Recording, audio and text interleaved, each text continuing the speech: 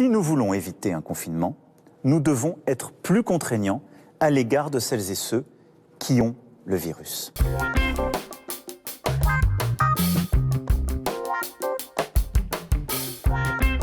Je souhaite que le gouvernement et le Parlement prévoient les conditions pour s'assurer de l'isolement des personnes contaminées, y compris de manière plus contraignante. Tout le monde s'interroge sur l'isolement contraignant.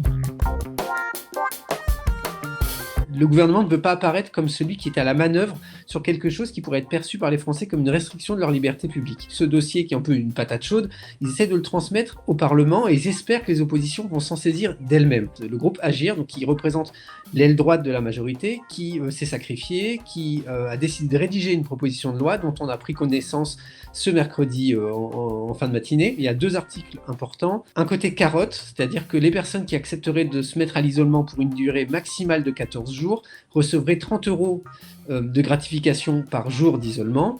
Et le côté bâton, c'est une amende dissuasive de 1 500 € montée à 3 000 € en cas de récidive. Moi, je suis plutôt favorable à mettre le paquet sur l'accompagnement.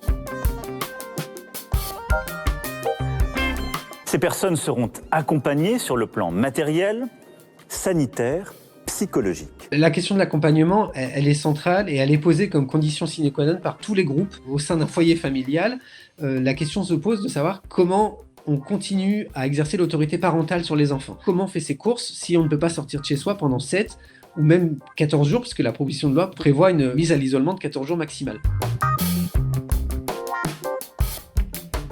Moi, j'ai toujours dit qu'à titre personnel, ça me semblait être une piste intéressante. Moi, je pense qu'il y a d'autres étapes avant l'amende. Mais avant de le rendre obligatoire, faut-il le rendre possible ? Est-ce qu'on va envoyer des policiers chez les gens positifs ? Dans les oppositions, c'est très contrasté. Il y a toujours cet argument des libertés publiques qui est brandi. Et même dans la majorité, c'est assez compliqué. Parce que dans la majorité, il y a une partie qui est très liberté publique, une partie libérale de la majorité. Il y a une autre partie de la majorité qui va remettre en doute l'efficacité d'un tel dispositif.